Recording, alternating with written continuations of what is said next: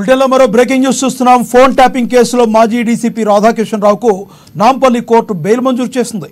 ఈ రోజు రాధాకిషన్ రావు తల్లి మృతి చెందడంతో రాధాకిషన్ రావుకు మధ్యంతర బెయిల్ మంజూరు చేసింది. ఈ రోజు నుంచి రేపు సాయంత్రం 6 గంటల వరకు బెయిల్ మంజూరు చేస్తూ నాంపల్లి కోర్టు ఉత్తర్వులు జారీ చేసింది.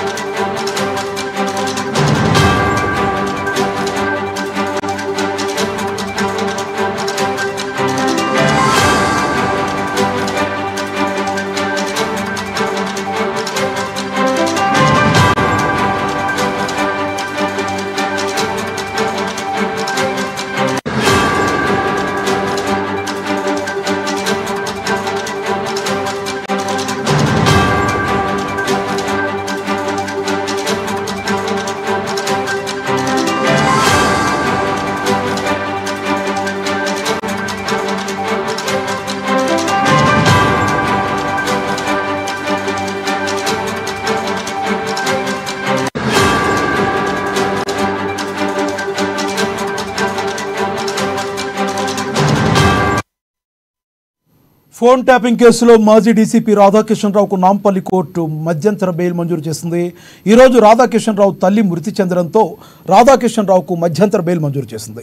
ఈ రోజు నుంచి రేపు సాయంత్రం 6 గంటల వరకు బెయిల్ మంజూరు చేస్తూ నాంపల్లి కోర్టు ఉత్తర్వులు జారీ చేసింది. ఇదే విషయానికి సంబంధించి మరింత సమాచారాన్ని మా ప్రతినిధి రాంబాబు లైవ్ ద్వారా అందిస్తారు. రాంబాబు, చెప్పండి, రాధాకిషన్ రావుకు బెయిల్ మంజూరు చేస్తూ కోర్టు చెప్పింది. అయితే ఇది కేవలం ఒక 24 గంటలు మాత్రమే అనుకోవాలా, దాన్ని కంటిన్యూ చేసే అవకాశం ఉందా?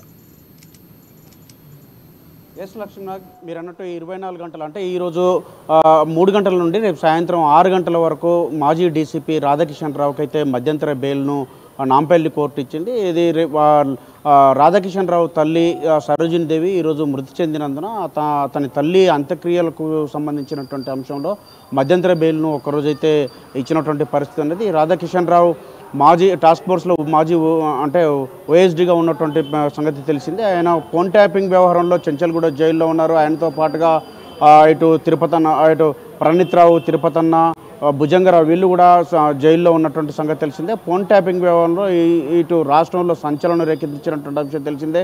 ఇటు తెలంగాణలోని ముఖ్యంగా ఇటు కాంగ్రెస్ పార్టీకి సంబంధించినటువంటి లేకపోతే ఇతర పార్టీలకు సంబంధించినటువంటి నేతల ఫోన్లు ట్యాప్ చేశారని చెప్పేసి వ్యాపారవేత్తలు, సినీ ప్రముఖులకు సంబంధించినటువంటి ఫోన్లు ట్యాప్ చేశారని చెప్పి ఆరోపణలు ఉన్నటువంటి నేపథ్యంలో రాధాకిషన్ రావునైతే అంటే ముందుగా ప్రణీత్ రావునైతే అరెస్ట్ చేయడం జరిగింది. ఆ ప్రణీత్ రావును అరెస్ట్ చేసి విచారించినటువంటి నేపథ్యంలో తిరుపతనుల పేర్లు, అదేవిధంగా భుజంగరావు పేర్లు వచ్చినాయి.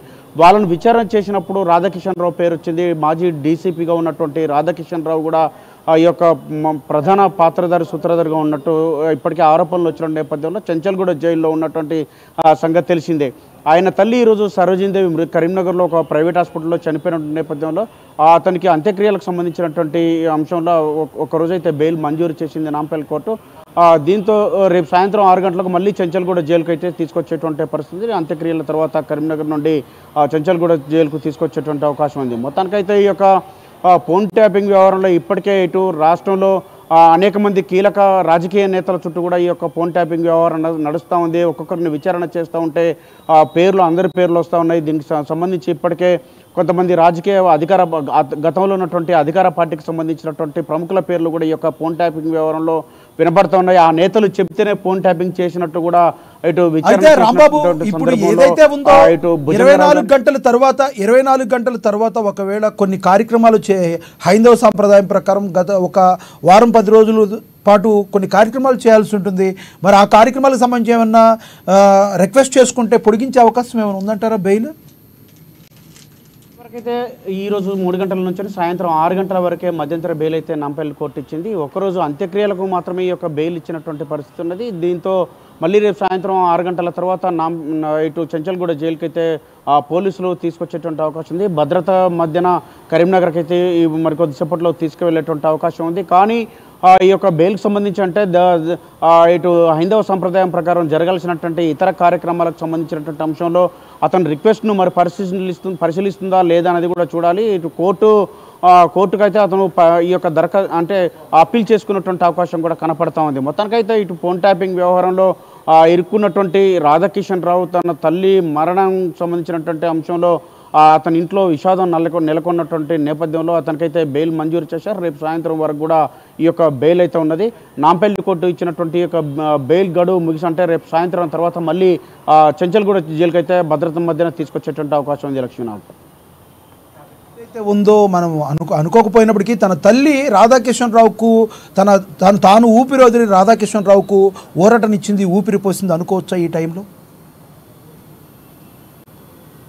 తన తల్లి చనిపోయినటువంటి నేపథ్యంలోనే అప్పీల్ చేసుకున్నటువంటి అంటే ఆ నాంపల్లి కోర్టుకు అప్పీల్ చేసుకోవడం జరిగింది. తనకు ఈ యొక్క తన తల్లి అంత్యక్రియలకు సంబంధించినటువంటి అంశంలో తనకు బెయిల్ ఇవ్వాలని చెప్పేసి తన తరపున న్యాయవాదులు కోరినటువంటి నేపథ్యంలోనే ఈ యొక్క బెయిల్ అయితే వచ్చింది.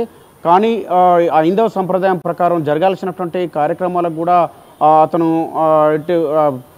ఉండాల్సి ఉంది కాబట్టి దీనికి సంబంధించి కూడా ఇటు బెయిల్ కొరకైతే మరొకసారి కూడా తనకు సంబంధించిన లాయర్లు అయితే అప్పీల్ చేసేటువంటి అవకాశం అయితే కనపడుతూ ఉంది. తన తల్లి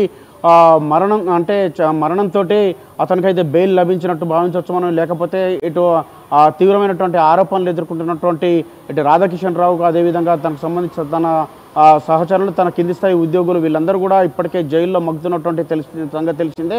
మొత్తం పాత్రధారి ప్రణీత్ రావుకు సంబంధించినటువంటి వ్యవహారంలో వెలుగు చూసినటువంటి ఘటనలను తర్వాత విచారించిన నేపథ్యంలో ఒక్కొక్కరు కూడా ఇందులో వస్తున్న నేపథ్యంలోనే అధికార పార్టీకి సంబంధించినటువంటి నేతలు చెప్తేనే చేశామని చెప్పేసి పోలీసులు అధికారులు మాజీ టాస్క్ ఫోర్స్ అధికారులు చెప్తున్నటువంటి పరిస్థితి కాబట్టి ఆనాడు ఉన్నటువంటి ఈ యొక్క ఎన్నికలకు సంబంధించి కానీ లేకపోతే రాజకీయ నేతల కదలికలను కూడా మొత్తం కూడా పరిశీలించి ప్రతిదీ కూడా ట్రాప్ చేసినటువంటి పరిస్థితిని అయితే పోలీసులు అయితే ఒప్పుకున్నటువంటి నేపథ్యంలో నేరం రుజువు కాబడ్డది కాబట్టి వీళ్ళు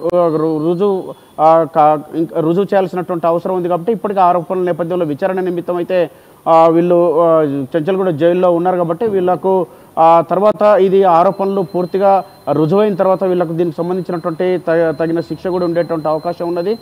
కాబట్టి తన తల్లి మరణంతో మాత్రం ఈ ఒక్కరోజైతే బెయిల్ లభించిందని చెప్పుకోవాలి. తన తల్లి మరణంతో బయటకు వస్తున్నట్టు కూడా భావించాలి. Thank you Rambabu.